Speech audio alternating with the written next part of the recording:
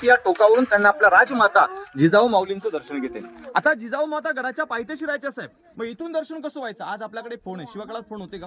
राजाने टोकावरती एक घंटी लावली होती. घंटी वाजवताच राजमाता जिजाऊ वाड्याच्या बाहेर भगवा ध्वज घेऊन यायच्या. अभिमानानं दर्शन व्हायचं. याला त्या काळात शिवप्रेम म्हणतात. ते कसं टकमक टोका. इथे खाली भव्य मोठा एक तलाव दिसतो का? या तलावाचं नाव आहे गंगासागर. अशी या गडावरती 11 तलाव आहेत. त्यातलं हे पहिलं तलाव, त्याचं नाव आहे गंगासागर. 32 फूट खोल आहे, घेरा 184 मीटरचं आहे. छत्रपती शिवाजी राजांच्या राज्याभिषेकाला काशीचे गागाभट्ट आले होते. 7 नद्यांचं पाणी आणलं होतं. राज्याभिषेक झाला, उरलेलं पाणी या तलावामध्ये विसर्जित केलं आणि या तलावाचं नाव ठेवलं तीर्थ गंगासागर. पण याच्यात एक 4 ओळीची कविता आहे की गंगा, यमुना आणि नर्मदा यांच्या आल्या साऱ्या बहिणी आणले 7 नद्यांचं पाणी.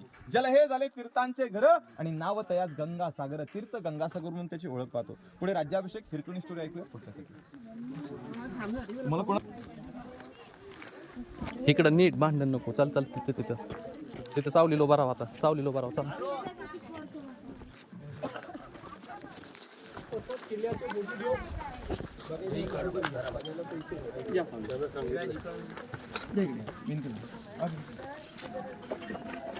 बोला पुण्यश्लोक छत्रपती श्री शिवाजी महाराज की जय. तर आपण या रोपवे गडावर येण्यासाठी वापर केला, बरोबर की नाही? रोपवेच्या ट्रॉलीमध्ये बसल्यानंतर कोणाकोणाला भीती वाटली हो? पहिल्यांदा ट्रॉली मला गडावरती सुरक्षित घेऊन की नाही जाईल, बरोबर. प्रत्येकाला एक भीती वाटली का थोड्या? पण ज्या रोपवेने तुम्ही गडावर आल्यानंतर तोच कडा याच रायगडाचं पश्चिमेचं शेवटचं टोक दाखवते, ते म्हणजे हिरकणीचा बुरुज.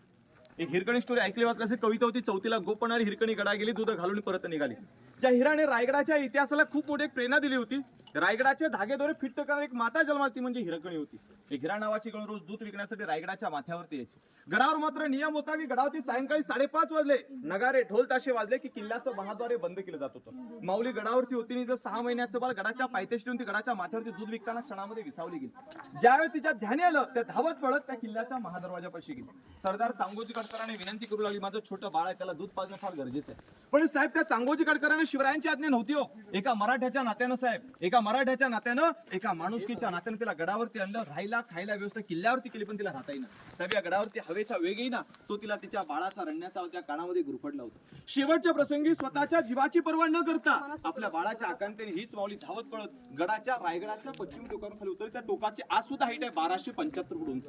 या कड्यावरून खाली उतरली गेली. अंग वस्त्र फाटलं होतं, रक्त घाळ झाली होती. रात्री 12च्या सुमारास हिरकणी गडाच्या पायथ्याला गेली. साहेब, स्वतःला झालेल्या जखमा पाहिल्याने घरामध्ये गेली. पहिल्यांदा बाळाला कुशीमध्ये घेतलं. माय ममतेने त्याच्यावरती हात करून त्याला दूध वाजलं आणि सकाळ ही बातमी राजांच्या कानी पडली. राजांचे 2 मावळे गडाच्या पायथ्याशी गेले. मातेच्या मांडीवरती माय ममतेने बाळ खेळताना पाहिलं गेलं. अहो, त्या मातेला त्या बाळाला पालखीत बसवलं. रायगडाच्या राजसदरेवर त्यांनी हिरकणीला विचारलं. अहो, झाली सर्व घटना त्याने सांगितली. पण राजाने एक प्रश्न विचारला, हिरा, रात्रीच्या प्रसंगी रायगडाच्या माथ्यावरून जसं तू खाली उतरलीस ना, तसं आताही जाऊन दाखवतेस का?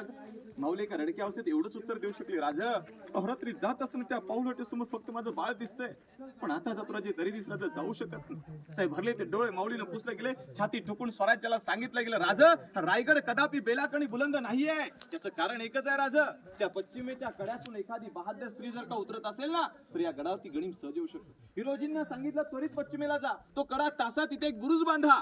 आणि आजपासून त्या बुरुजाचं नाव काय द्यालो, तर त्या बुरुजाचं नाव दिलं हिरकणीचा बुरुज. हिरकणीची स्टोरी. बोला छत्रपती श्री शिवाजी महाराज की जय.